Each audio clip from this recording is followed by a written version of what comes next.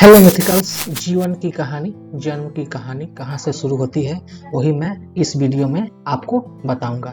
जीवन की कहानी, जन्म की कहानी एक छोटे से शुक्राणु से शुरू होती है। Copyright disclaimer under Section 107 of the Copyright Act 1976. Allowance is made for fair use for purposes such as criticism, comment, news reporting, scholarship, and research. Fair use is a use permitted by copyright statute that might otherwise be infringing. Non-profit, educational, or personal use tips the balance in favor of fair use. जो पुरुष के शरीर में बनता है और एक अंडाणु जो महिला के शरीर में बनता है।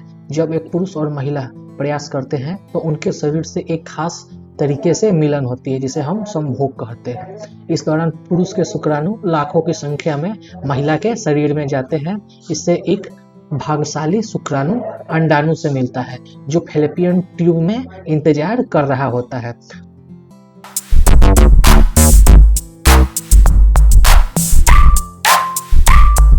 बस यही है निषेचन की प्रक्रिया अंडाणु और शुक्राणु के मिलने की।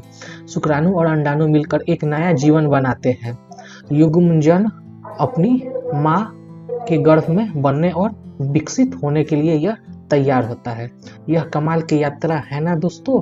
निषेचन के बाद युग्मजन बार बार विभाजित होते हैं और उससे और ज्यादा कोशिकाएं बनती है।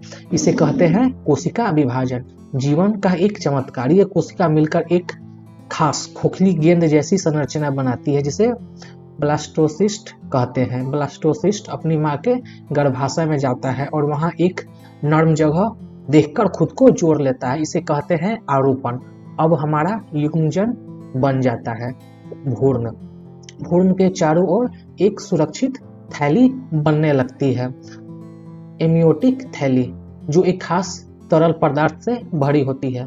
इस तरल पदार्थ भ्रूण को सुरक्षित और गर्म रखता है। इसके साथ ही प्लेसेंटा भी विकसित होने लगता है जो भ्रूण और माँ के बीच एक जरूरी कड़ी का काम करता है। प्लेसेंटा एक जीवन रेखा की तरह है जो भ्रूण को माँ के खून से ऑक्सीजन और पोषण देता है। और हाँ, यह कचरा भी साफ करता है ताकि भ्रूण एकदम स्वस्थ वातावरण में रह सके।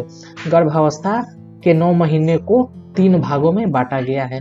हर भाग लगभग 3 महीने का होता है। इसे तिमाही कहते हैं। पहली तिमाही बहुत बदलाव का समय होता है। भ्रूण तेजी से बढ़ता है। उसके अंग और शरीर के सिस्टम विकसित होते हैं। दिमाग, दिल, फेफड़ा और बाकी जरूरी अंग इसी तिमाही में आकार लेने लगते हैं। पहली तिमाही के अंत तक भ्रूण लगभग 3 इंच लंबा हो जाता है और उसका वजन लगभग 1 औंस होता है। उसके हाथ और पैर की अंगुलियां होती है और उसका चेहरा भी हमें साफ दिखने लगता है। माँ के शरीर में भी बहुत बदलाव उस समय हो रहे होते हैं जिनसे उनके हार्मोन बदलते हैं, जिससे माँ को जी मिचलाना, उल्टी होना और थकान ये सब हो सकती है। उनके स्तन भी कोमल और सूजे हुए हो सकते हैं क्योंकि वह दूध बनाने की तैयारी कर रहे होते हैं।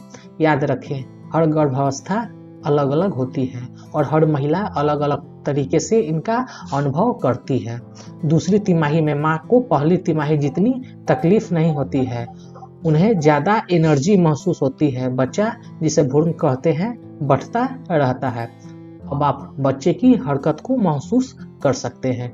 माँ अपने बच्चे को लात मारते, घूंसे मारते और पलटी मारते हुए महसूस करती है। इसे कहते हैं त्वरित तीन। यह इस बात का संकेत है कि बच्चा स्वस्थ है और बढ़ रहा है।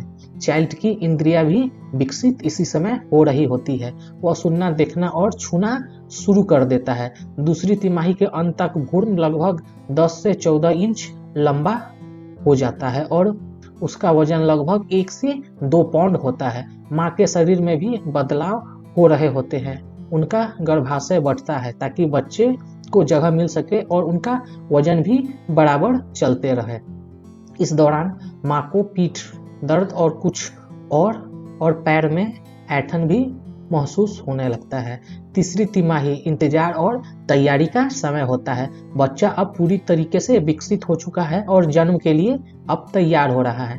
तीसरी तिमाही में बच्चे के फेफड़े पूरी तरीके से बन जाते हैं और वह एमियोटिक द्रव में सांस लेने का अभ्यास करता है। बच्चा अपना सर नीचे की ओर जन्म नहर की ओर कर लेता है। अब बच्चा जन्म के लिए तैयार होता है। जैसे जैसे बच्चा बढ़ता है, माँ को थोड़ी तकलीफ हो सकती है, जैसे सांस लेने में तकलीफ, बार बार पेशाब आना और पीठ के निचले हिस्से में दर्द रहना।